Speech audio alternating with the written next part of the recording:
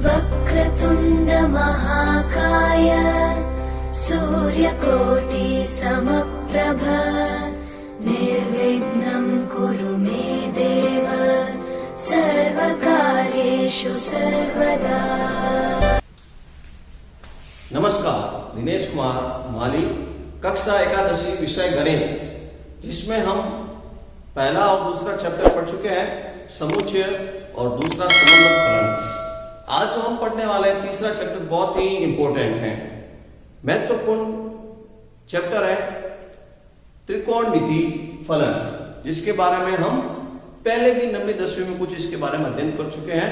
इसका अनुप्रयोग भौतिक विज्ञान में भी अत्यधिक होता है। त्रिकोणमिति ऐसे देखते हैं तो त्रिकोणमिति का जो व्युत्पत्ति हुई है वो ग्रीक भाषा से हुई है।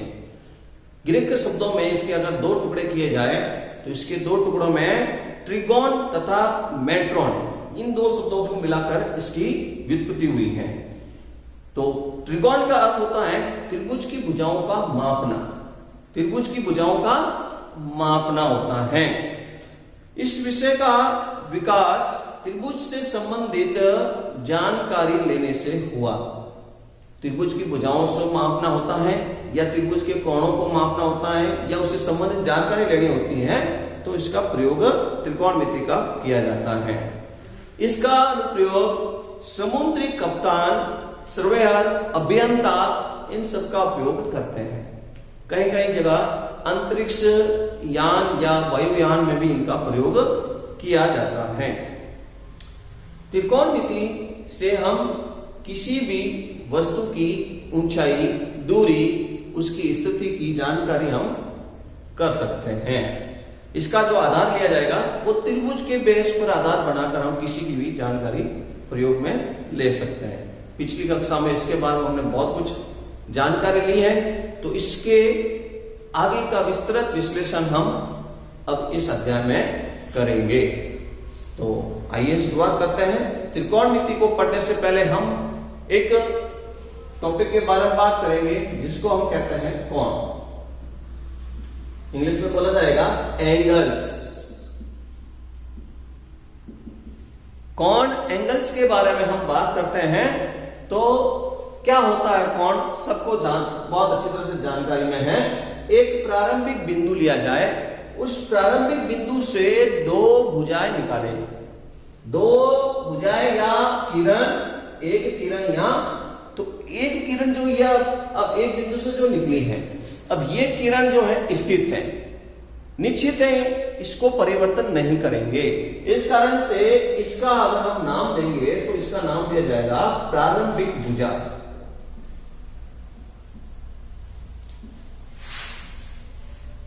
प्रारंभिक भुजा, ये जो प्रारंभिक भुजा है, अब एक रेखा और हम किरण बनाने वाले हैं, वो स्थिर नहीं है, उसमें परिवर्तन हो सकता है, उसमें परिवर्तन हो सकता है। तो अभी यहां पर इस दूसरी रेखा को या इस भुजा को हम नाम देते हैं अंतिम भुजा। तो अंतिम भुजा से एक बिंदु से जब दो किरणें निकलती हैं, उससे जो बनी आकृति है वह कोण कहलाती है, एंगल्स। तो कोण दो तरह से मापे जाएंगे मापने की विधि में। अभी हमने जो अंतिम भुजा है वो और भी इस तरह से आगे हम बढ़ा सकते हैं। तो इस तरह से जब ये आगे बढ़ेगी, इस दिशा को कहेंगे वामाव्रत, घड़ी की विपरीत दिशा, वामाव्रत या घड़ी की विपरीत दिशा, जिसको हम कहेंगे धनात्मक कोण। ये कोण का पहला प्रकार हो गया धनात्मक कोण, ठीक है। वह कोण जिसकी वामाव्रत दिशा में बढ़े तो उसे कहेंगे धनात्मक कोण। घड़ी की जो सुइयां चलती हैं उसकी विपरीत दिशा में। इसको हम कई बार पढ़ते हैं तो ऐसे लिखते हैं 30 डिग्री, 45 डिग्री, रेडियन में 3π/2, π/4 ये रेडियन है। ठीक है, तो ये इस तरह के हमने कोण जब देखे हैं तो वो कोण कहलाते हैं धनात्मक कोण। एक कोण जो होता है वो ऋणात्मक होता है। किस तरह से ऋणात्मक बनेगा उसकी बात करेंगे। ये प्रारंभिक एक जो शीर्ष है इससे ये जो निकली है ये प्रारंभिक भुजा है। ये जो बनी ये क्या है, प्रारंभिक भुजा। तो प्रारंभिक भुजा ये OB। अब जो अंतिम भुजा है वामाव्रत में नहीं मुड़कर दक्षिणाव्रत में मुड़ेगी, घड़ी की दिशा में, क्लॉकवाइज। जो घड़ी के जो कांटे होते हैं उसकी दिशा में, तो उसको बोलेंगे क्लॉकवाइज या दक्षिणाव्रत दिशा है। तो ये जो अंतिम जो है ये दक्षिणाव्रत, इस तरह से ये आगे ये चलती जाएगी। तो इस तरह के जो कोण बनेंगे ये कहलाएंगे, इस भुजा को हम कहेंगे अंतिम भुजा।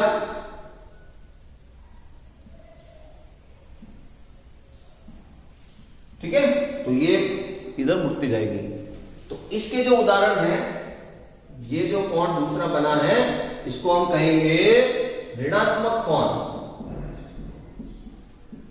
क्या कहेंगे, ऋणात्मक कोण।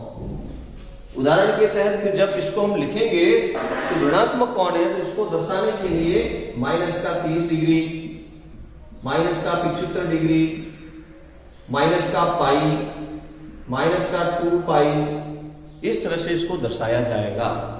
तो हमने अभी जो पढ़ा है, दो प्रकार के कोण के बारे में पढ़ा है, वो है धनात्मक कोण और ऋणात्मक कोण। धनात्मक कोण वामाव्रत दिशा में चलता है, धनात्मक कोण कहलाएगा।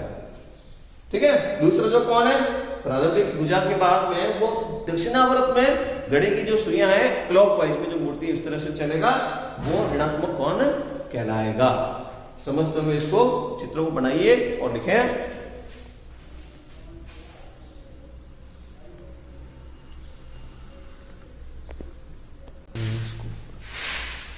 हाँ, हम जो पढ़ रहे थे डिग्री माप, कुछ यहां पर कोण बनाए गए हैं। 360 डिग्री का कोण धनात्मक दिशा में, ठीक है ना। A से B एक पूरा परिक्रमण जब होता है तो 360 डिग्री का कोण होता है। 180 और 180 सरल रेखा के ऊपर 180 सरल रेखा जब बनती है, वो वापिस पूरा एक राउंड सरल के नीचे, तो पूरा एक राउंड होने पर 360 डिग्री कोण AOB 360 डिग्री बन गया। ये जो कोण है एक सरल रेखा के रूप में, ये 180 डिग्री का कोण है। धनात्मक दिशा में 180 डिग्री का कोण है। जहां कहीं पर भी कोण जब बना रहे हैं तो भी यहां पर दक्षिणाव्रत और वामाव्रत है, उसका संकेत के लिए तीर बनाना जरूरी है। ठीक है, एक ये कोण देखिए 270 डिग्री का। 270 डिग्री का मतलब 390 पूर्ण होकर चतुर्थांश जब आप बढ़ाते हैं, इस तरह से जब आप चतुर्थांश बढ़ाते हैं तो 4 चतुर्थांश के अंदर पहला 90, ये दूसरा 90 और ये तीसरा 90। तो जब ये 390 पूरे हो जाएंगे तब वो 360 डिग्री का कोण बन जाएगा। तो ये 360 डिग्री कोण बन गया। 390 पूरे होते हैं, 90 90 180 और फिर 270 डिग्री कोण पूरा हो जाएगा। यहां पर ये जो कोण बनाए हुए हैं, ये कोण, ये जो कोण है, ये कोण है ऋणात्मक कोण, दक्षिणावर्त दिशा में घूमते हुए। इसलिए यहां पर इसके आगे माइनस लगा हुआ है, इसके आगे भी माइनस लगा हुआ है।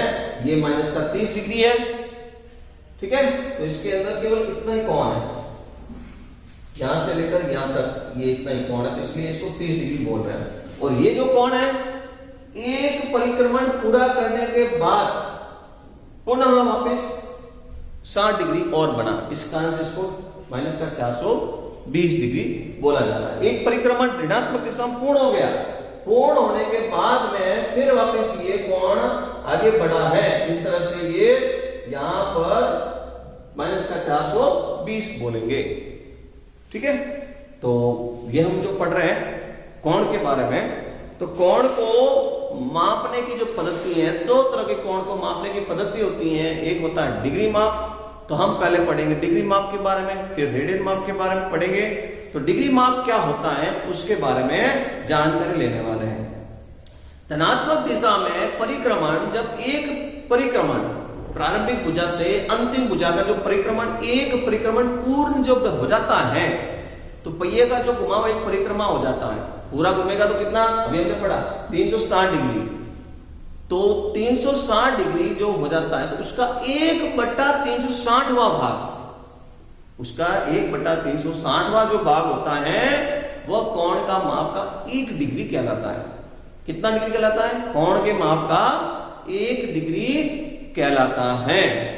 उसे हम 1 डिग्री से व्यक्त करते हैं, ऐसे लिखते हैं 1 डिग्री। जब पूरा माप होगा ना उसको हम ऐसे लिखते हैं 1 डिग्री। ठीक है। जब कोई पहिया एक परिक्रमण जब करता है उसका 1/360वां जो भाग होता है वो 1 डिग्री कहलाता है। ठीक है। उस डिग्री को हम मिनट में और सेकंड में भी बदल सकते हैं। डिग्री को मिनट और सेकंड में भी विभाजित किया जा सकता है। तो 1 डिग्री का जो 60वां भाग होता है वह 1 मिनट कहलाता है। 1 डिग्री का 60वां भाग जो है वो क्या कहलाता है?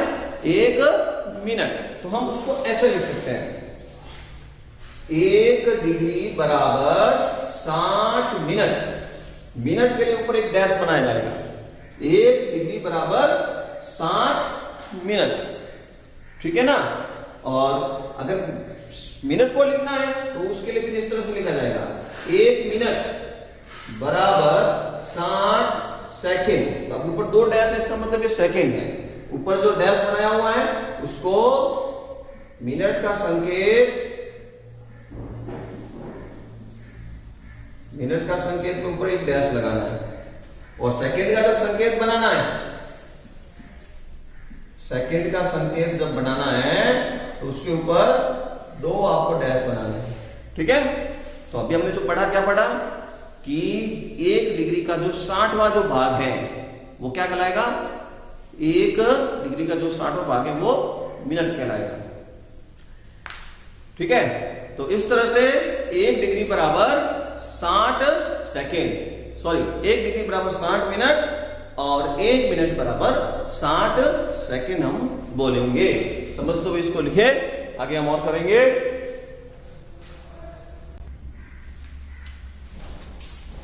कोण को मापने की एक और पद्धति जिसका नाम है रेडियन माप। रेडियन माप भी एक कोण की मापने की पद्धति बहुत ही उपयोगी है। तो देखिए क्या होता है रेडियन माप मापने की पद्धति। इसमें देखने के लिए आप उसको समझेंगे तो एक वृत्त है जिसकी त्रिज्या 1 इकाई है। चाप की लंबाई जो AB यहां पर चाप की लंबाई दी हुई है वो AB चाप की लंबाई है वो 1 इकाई। और जो वृत्त की त्रिज्या है R जिसको हम बोल रहे हैं वो भी 1 इकाई है। तो इससे जो बना कोण, अभी यहां पर देख रहे हैं कोण AOB धनात्मक कोण है। ठीक है। घड़ी की वामावर्त दिशा में जा रहा है धनात्मक कोण, तो इसको 1 रेडियन बोलेंगे। 1 रेडियन। ठीक है। तो इसी तरह से यदि त्रिज्या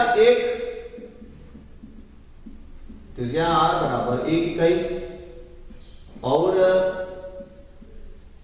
AB बराबर 1 इकाई है, चाप की लंबाई जिसको हम AB बोल रहे हैं,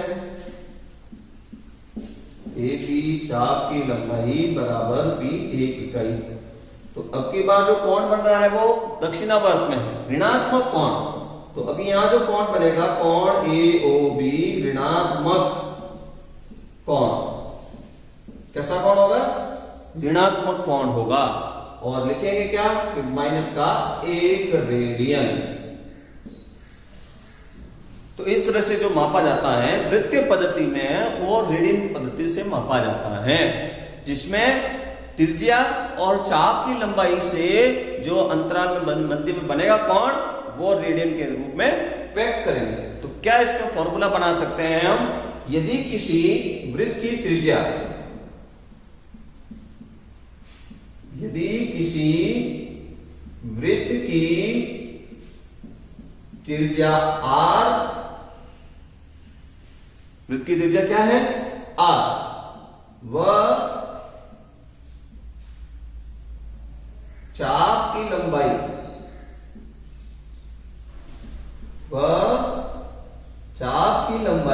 l हो तो केंद्र पर बना कोण थीटा बराबर L/r। ये जो L/r चाप की लंबाई और त्रिज्या में जो अनुपात होगा यही कोण रेडियन में कहलाएगा। ठीक है, तो ये जो हमने पढ़ा है रेडियन माप, इससे पहले पढ़ा था डिग्री माप। इन दोनों में कुछ संबंध है।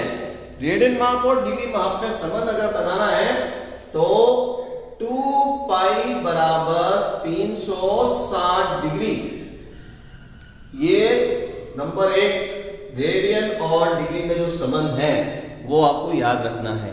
या पाई बराबर 180 डिग्री, ये 2 डिग्री और रेडियन में संबंध जो होगा वो आपको ध्यान रखना पड़ेगा। प्रश्न को हल करते समय हम इसको लेंगे। धन्यवाद।